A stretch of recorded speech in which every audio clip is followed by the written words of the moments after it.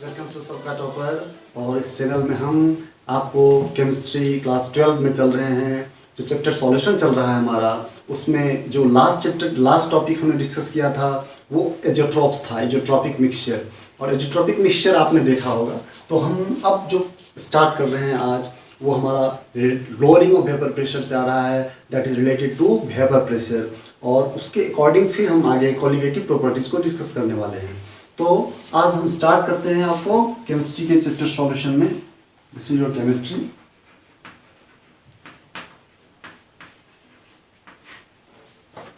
Class 12 equally applicable for JEE NEET also।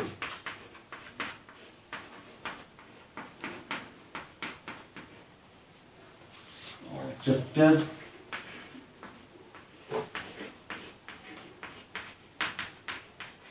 Solution, और यहाँ solution हम डिस्कस करने वाले हैं आज lowering of vapour pressure.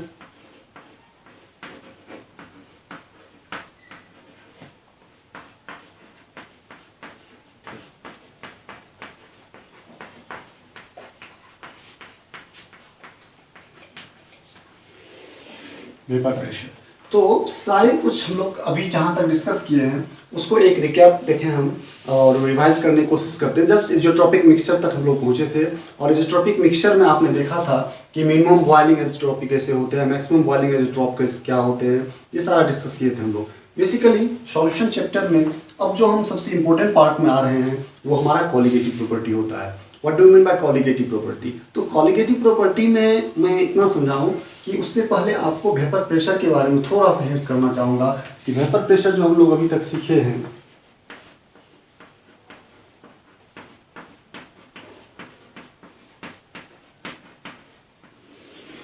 Vapour pressure का कंसेप्ट हम लोगों के साथ हम लोग कर चुके हैं इसको। वेपर प्रेशर के बारे में क्या होता है? वेपर प्रेशर जब वोलेटाइल लिक्विड होता है, वोलेटाइल लिक्विड होता है या लिक्विड लिक्विड सॉल्यूशन होते हैं, जो भी वोलेटाइल सब्सटेंस होते हैं। तो वोलेटाइल सब्सटेंस आप समझ रहे हो क्या होती है? जैसे पेट्रोल है, तो पेट्रोल को अगर आप लेते हो तो क्या होता है? पेट्रोल का लिक्विड सरफेस लिक्विड होता है, फिर आपको उसका वेपर पोजिशन को भी आपने महसूस किया होगा कि वेपर पोजिशन उसका रहता है। तो दो substance are known as volatile substance. तो वेपर प्रेशर का कंसेप्ट हमारे वोलेटाइल सब्सटेंस से मिला हुआ है। और यहाँ पर जो लोअरिंग ऑफ वेपर प्रेशर की बात होगी तो सबसे पहले वेपर प्रेशर के बारे में क्या है कि वेपर प्रेशर जब लिक्विड आपको रखा रहता है तो लिक्विड के बॉइलिंग पॉइंट होते हैं या इवेपोरेशन टेम्परेचर होती है। उस टेम्परेचर से, जैसे कि अगर सपोज दिस द कंटेनर, अगर इस कंटेनर में कोई लिक्विड रखा हुआ रहता है तो इसमें क्या होते हैं कि अगर ये वोलेटाइल लिक्विड हैं हमारे, तो इसके वेपर पार्टिकल जो हैं, ये वेपर और गैसेस स्टेट में भी इसके पार्टिकल रहते हैं। तो ये पार्टिकल जो इसमें इसका जो प्रेशर होता है वो प्रेशर क्या होता है? That is known as vapour pressure of this liquid, है ना। तो ये वोलेटाइल सब्सटेंस जो होते हैं, दैट इज वोलेटाइल सब्सटेंस का हमारे पास वेपर फेज होता है। अब क्या है कि वेपर प्रेशर कैसे बढ़ता है, वेपर प्रेशर किसका ज़्यादा होता है, तो ये सारी चीज़ें हम लोग डिस्कस कर रहे हैं। बट यहाँ पर आप समझ सकते हो कि जिस भी लिक्विड का बॉइलिंग पॉइंट लो होगा, है ना, जिस लिक्विड का बॉइलिंग पॉइंट लो होगा वो वेपर प्रेशर ज़्यादा बनाएगा, that will develop more vapour pressure. Okay, उसके बाद फिर क्या है कि अगर इसकी मात्रा, फिर अब लिक्विड से हम सॉल्यूशन बनाते हैं। अगर सॉल्यूशन बनाने के लिए हम क्या कर सकते हैं, जो बेसिकली हमारा टाइप्स ऑफ सॉल्यूशन हमने देखा है, तो टाइप्स ऑफ सॉल्यूशन जितने तरह के होते हैं 9 तरह के हैं। बेसिकली यहाँ पर जो हम डिस्कस करने वाले हैं लिक्विड लिक्विड सॉल्यूशन और सॉलिड लिक्विड सॉल्यूशन, है ना। तो यहाँ पर रॉल्स लॉ के अकॉर्डिंग हम इस दो को मॉडिफाई करने की कोशिश करते हैं, डिस्कस करने की कोशिश करते हैं। फिर हेनरी लॉ है, तो गैसेस फेज में सॉलिबिलिटी देखते हैं हम लोग, वहाँ पर उसको डिस्कस कर रहे हैं हम। यहाँ पर आप वेपर प्रेशर के बारे में क्या सीखना है कि अगर हम इस लिक्विड को दूसरे लिक्विड वोलेटाइल लिक्विड से इसको हम मिक्सअप करते हैं, मिक्सिंग करते हैं, तो उस केस में क्या होता है कि इसका प्योर स्टेट में जो वेपर प्रेशर होता है that is your maximum vapour pressure. वो मैक्सिमम वेपर प्रेशर जो होती है, उसके बाद अगर इसको हम लिक्विड से मिक्सअप करते हैं, मिक्सिंग करके सॉल्यूशन बनाते हैं, तो वहाँ पर उसका सॉल्यूशन का वेपर प्रेशर क्या होता है। तो ये चीज़ समझना कि उस समय सॉल्यूशन का वेपर प्रेशर क्या होता है।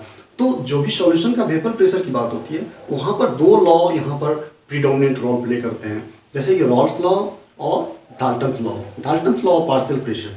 तो Dalton's law of partial pressure, Raoult's law तो क्या कहा था? रॉल्स लॉ कहा था कि जो भी इसके पार्टिकल्स होंगे हमारे और उसके कारण जो वेपर प्रेशर बनेगा वो वेपर प्रेशर किसके बराबर होगा? तो पार्शियल वेपर प्रेशर, सबसे पहली बात इसमें अगर टोटल, अगर सपोज करो कि इसमें हम और मिक्सिंग अप कर दिए, यहाँ पर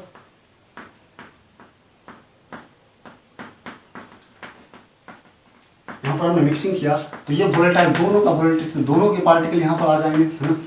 ये देखो दोनों, ये कलर्स हम दिखा रहे हैं, है ना, व्हाइट कलर ऑरेंज है। तो इस दोनों के particle vapour pressure vapour phase में होंगे, है ना। ये हमारा सॉलिड फेज आ रहा है यहाँ तक, लिक्विड फेज में, सॉलिड फेज में, सरफेस बता रहे हैं, ये सरफेस हो रहा है हमारा लिक्विड सरफेस, और इसके ऊपर जो है पार्टिकल्स हमारे दोनों लिक्विड के पार्टिकल, दोनों वोलेटाइल लिक्विड के पार्टिकल्स हो रहे हैं।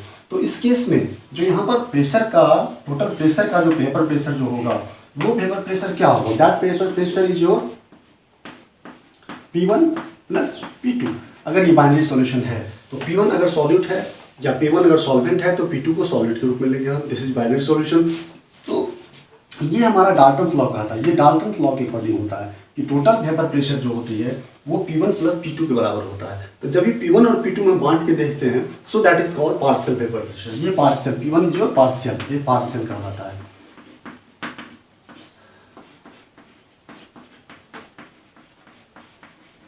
Partial vapour pressure due to अगर वन को हम सॉल्वेंट लेते हैं तो ड्यू टू सॉल्वेंट वन, और सिमिलर वे में P2 जो होगा partial vapour due to solute. अगर इसको सॉल्यूट लेंगे हम तो P2 is the partial vapour pressure of the solute. तो यहाँ पर जो टोटल प्रेशर की बात होती है तो ये Dalton's law of partial pressure को डिनोट करता है। अब क्या है कि Dalton's law of partial pressure को देखते हैं, फिर यहाँ रॉड्स लॉ की क्या एप्लीकेशन होती है।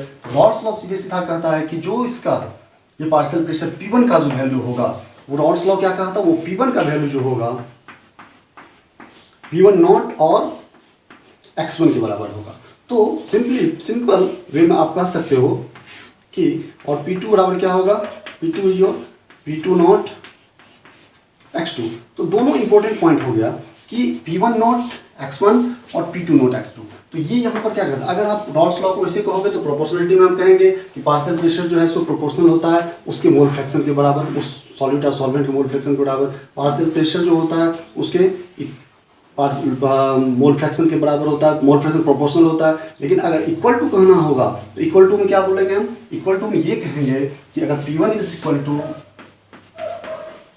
P1 नॉट x1 है, तो अगर इक्वल टू करके बोलेंगे that is partial vapour pressure जो होगा, that will be equal to partial multiplication of product of mole fraction of that thing, that substance multiplied by product of this mole fraction and thus vapour pressure in pure state. Pure state में जो vapour pressure होता है that is maximum vapour pressure. तो अब अगर यहाँ से आपको समझना है तो इस चीज़ को समझो आप, ये क्या हो रही है, ये प्रोसेस हम इसलिए समझा रहे हैं कि अभी लोअरिंग ऑफ वेपर प्रेशर और lowering of vapour pressure sir colligative property नहीं होती है। कॉलिगेटिव प्रॉपर्टी होता है relative lowering of vapour pressure.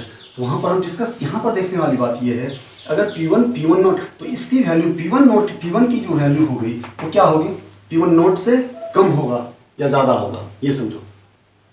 आप बताओ इस चीज़ को कि ये P1 की जो वैल्यू होगी वो P1 नॉट से कम होगा या ज़्यादा होगा। आपका आंसर आ रहा होगा ज़्यादा, या आंसर हो रहा है कम, है ना। तो इसकी सीधी बात है कि x1 जो होता है हमारा, x1 हमारा मोल फ्रैक्शन होता है। यहाँ पर क्या हुआ, x1 is your mole fraction. x1 mole fraction अगर होगा तो it is already less than 1, ये हमारा लेस देन 1 वैल्यू लेगा क्योंकि फ्रैक्शन है। Fraction is the part of 1, है ना, होल नंबर का पार्ट को फ्रैक्शन बोलते हैं। तो x1 हमारा क्या होगा, कम वैल्यू होगा, 1 से कम वैल्यू रखेगा x1 का वैल्यू, और ये P1 नॉट हमारा जो वैल्यू आएगा तो P1 not multiplied by lesser value than 1, है ना, 1 का फ्रैक्शन होगा। तो इसमें हम पार्ट देखेंगे, इसका मतलब P1 जो है सर्टेनली ये P1 नॉट से छोटा हो गया। तो दिस इज इंपॉर्टेंट, इसको आप डिस्कस करने की जरूरत है। तो यहाँ पर यही चीज़ हम देखने वाले हैं कि जब हम इसको मिक्सिंग अप करेंगे, अब यहाँ पर दोनों वोलेटाइल सब्सटेंस लिए तो दोनों का कंट्रीब्यूशन आएगा। अगर P1 ये है तो P2 वो होगा, और P1 और P2 मिला करके हमारा P मिलेगा जो वोलेटाइल सब्सटेंस के लिए आएगा। तो यहाँ पर हम देखने वाले हैं कि lowering of vapour pressure, lowering of vapour pressure.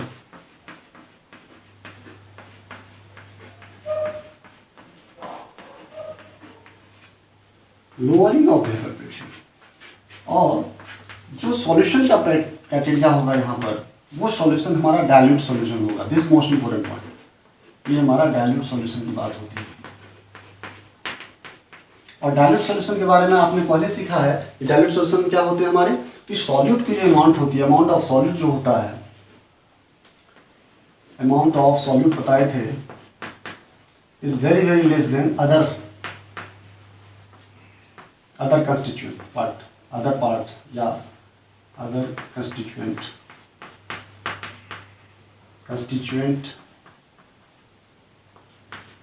Part of solution.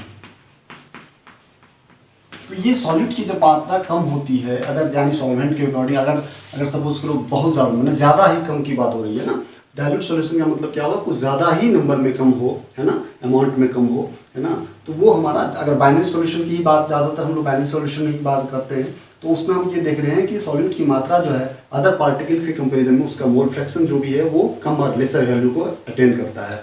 This important point. ये यहाँ पर सॉल्यूट की बात होती है, सॉल्यूशन जो होगा वो डाइल्यूट सॉल्यूशन होगा। तो जो लिक्विड की बात होती है तो वहाँ पर हम देखें कि वोलेटाइल, दोनों वोलेटाइल सब्सटेंस था हमारा।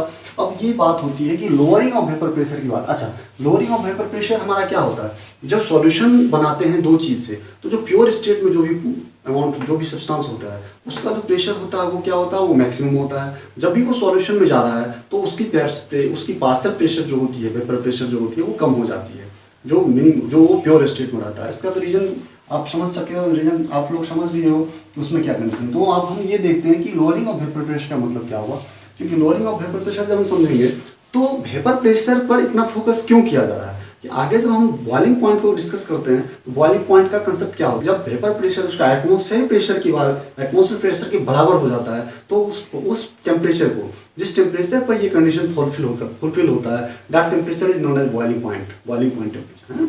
तो ये कंडीशन वहाँ समझने की बात होती है कि जो क्वालिटेटिव प्रॉपर्टी में एक प्रॉपर्टी आता है relative lowering of vapour pressure, और relative lowering of vapour pressure फिर उसको एलिवेशन बॉइलिंग पॉइंट करके हम लोग देखते हैं आगे। तो यहाँ पर लोअरिंग ऑफ वेपर प्रेशर अगर देखें तो यहाँ पर आपका कंसेप्ट ये देखो कि अगर सब्सटेंस, ये सब्सटेंस है और सॉल्यूशन किस तरह का है कि एक सॉल्यूशन ऐसा बन रहा है हमारा कि वो नॉन वोलेटाइल माने सॉलिड लिक्विड सॉल्यूशन, यहाँ पर सॉलिड लिक्विड सॉल्यूशन की बात हम कर रहे हैं।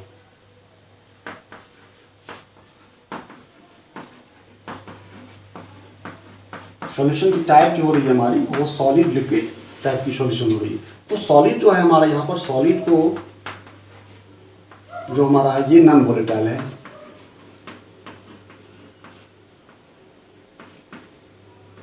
ये नॉन वोलेटाइल सॉलिड है हमारा, और लिक्विड हमारा वोलेटाइल हो गया, लिक्विड वोलेटाइल होगा। तो कंडीशंस में ये है कि अगर सॉलिड नॉन वोलेटाइल हो गया, नॉन वोलेटाइल हो गई, और लिक्विड हमारा वोलेटाइल हो गया, इसका मतलब ये हुआ कि अगर लिक्विड सॉलिड लिक्विड सॉल्यूशन है तो यहाँ पर हम देखते हैं कि लिक्विड वॉल्यूम, इसका मतलब सॉल्वेंट हमारा क्या है, सॉल्वेंट हमारा लिक्विड हो गया। इसका मतलब सॉल्वेंट, ऑब्वियस है कि सॉल्वेंट क्या है हमारा, इसमें लिक्विड हो गया, और सॉल्यूट क्या हो गया, सॉल्यूट हमारा हो गया सॉलिड। तो इसमें कहने का है कि अगर इसमें हम सॉलिड लिक्विड सॉल्यूशन की बात करते हैं तो इसका अगर पार्शियल, सपोज करो कि ये हमारा P1 जो है हमारा लिक्विड जो वॉल्यूम है, लिक्विड वॉल्यूम को डिनोट करता है, लिक्विड की मात्रा को। तो अगर P1 प्रेशर है जो लिक्विड का प्रेशर के हम देख रहे हैं, और P2 जो हमारा होगा वो हम किसको लेंगे, वो सॉल्यूट के बारे में लेंगे। सॉल्यूट का P2 ले लेंगे और लिक्विड का ले लेंगे हम सॉल्वेंट जो होगा उसका सपोज करो P1 लेते हैं। तो P1 की मात्रा जो होगी, अगर कुछ नहीं है, सपोज करो यहाँ पर P1 सिर्फ लिक्विड है हमारा, सॉरी लिक्विड नंबर 1 है, that is solvent, only solvent है। तो यहाँ पर जो प्रेशर होगा वो क्या होगा, P1 नोट होगा। ये जो प्रेशर होगा इसमें, वो प्रेशर क्या होगा, P1 नोट के बराबर, P1 नोट के बराबर। ओके, अब क्या है कि जब ये P1 नोट हो गया उसका प्रेशर, और वेपर प्रेशर जो होगा P1 नोट हुआ, लेकिन अगर इसमें लिक्विड 1 टाइप का हो, नंबर 1 टाइप का हुआ इसमें लिक्विड, अगर इसमें हम सॉल्यूट को मिलाते हैं जो नॉन वोलेटाइल है, अगर नॉन वोलेटाइल सॉल्यूट हो जाएंगे हमारे, तो क्या होता है, इसके प्रेशर को वो कम कर देता है, वो रिड्यूस कर देगा, है ना। तो वो P1, अब जो क्या है, अब केस क्या है कि अगर सपोज करो कि दूसरे का हम लोग P2 माने, अगर P2 उसका पार्शियल प्रेशर हम मानेंगे तो वो सर्टेनली हमारा 0 होगा, दैट विल इक्वल टू 0, क्योंकि वो नॉन वोलेटाइल है, बिकॉज नॉन वोलेटाइल, है ना, non volatile non volatile solvent है। नॉन वोलेटाइल साइड तो P2 बराबर 0 होगा। तो अगर Dalton law of partial pressure को हम देखें, जस्ट इसको मैं रब करता हूं, तो Dalton law of partial pressure यहां पर मैं डालूं इसको,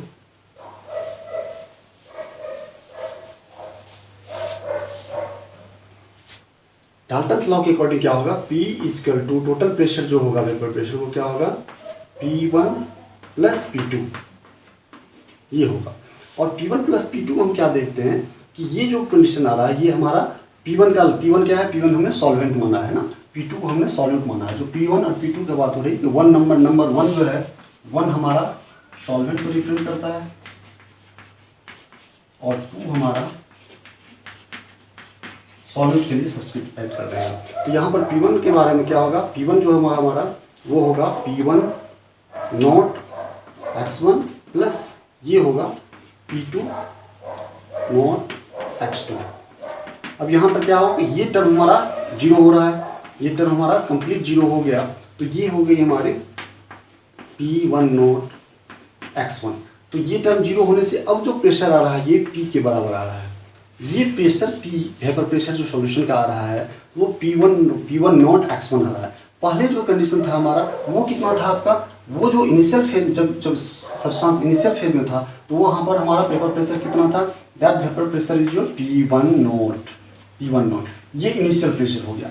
अब कंडीशन ये है कि लोअरिंग ऑफ वेपर प्रेशर, आपको क्या देखना है हमको, लोअरिंग ऑफ वेपर प्रेशर। तो lowering of vapour pressure by dissolution है ना, bye dissolution with a non volatile है ना। तो सॉल्वेंट यहाँ पर वोलेटाइल है, सॉलिड नॉन वोलेटाइल है, नॉन वोलेटाइल सॉलिड। तो यहाँ पर क्या, अब लोअरिंग ऑफ वेपर प्रेशर कैसे देखेंगे, तो पहले हमारा ये वैल्यू था, बाद में हमारा वैल्यू ये आ गया टोटल प्रेशर है ना, दोनों के कारण। तो ये वैल्यू आप ऑटोमेटिकली देख रहे हो कि P1, अभी वही डिस्कस किए पीछे हमने कि P1 नोट जो होगा हमारा, वो P1 नोट क्या होगा, ये P से बड़ा होगा। P1 नोट से ये वैल्यू अब कम आ रही है। अगर ये कम वैल्यू आ रही है तो इसका मतलब क्या है, लोअरिंग वेपर प्रेशर। इसको हम जस्ट अभी लोअर, अब क्या है कि आप ये समझ सकते हो, ये इनिशियल वैल्यू था इसका, ये इनिशियल था और ये हमारा फाइनल आया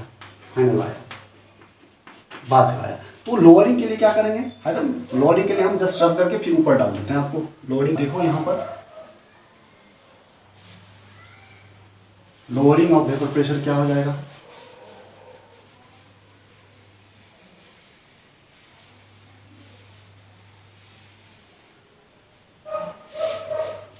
लोअरिंग ऑफ वेपर प्रेशर होगा that is change in vapour pressure, change in vapour pressure that is your delta P। Suppose low this is delta P। Delta P क्या हो जाएगा हमारा, डेल्टा P जो फाइनल में से initial को कर दो आप, या इनिशियल फाइनल। अगर हम चेंज इन वेपर प्रेशर देखेंगे दैट इज लोअरिंग है ना। अगर लोअरिंग हम देखने वाले हैं तो इनिशियल ये है आपका P1 नॉट और माइनस कर दो, फाइनल कितना है, P आ गया हमारा है ना। ये P1 नॉट माइनस P की जगह पर हम यहाँ से डाल देंगे, P की जगह P1 not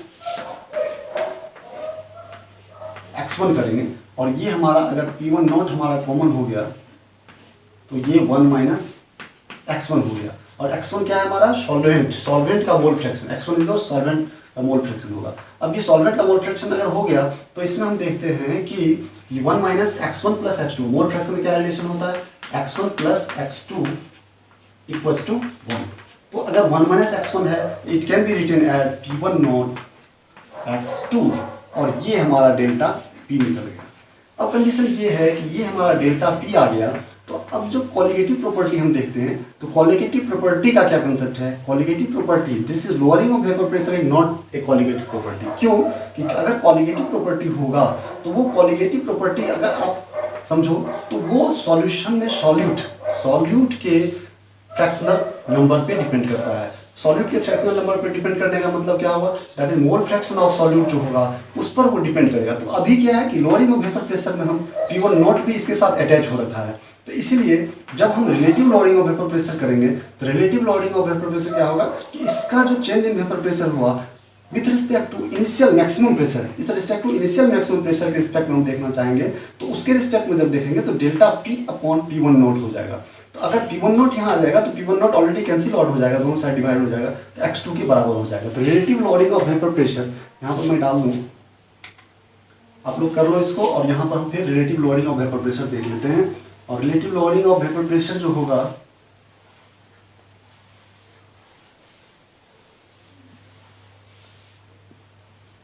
show relative lowering of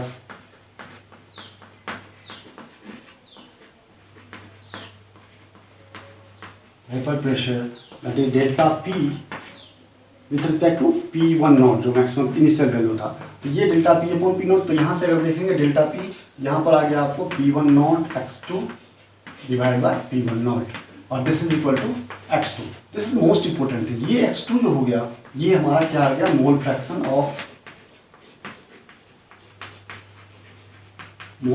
of solute, और this is the main criteria of colligative property.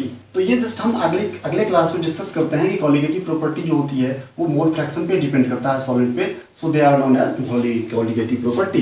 तो उसको अगले वीडियो में देख लेंगे, तब तक आप इसको कन्वे करो और पिछला वीडियो को रिवाइज करने की कोशिश करना है आपको। तो simply thanks for watching and please subscribe, like, share and comment.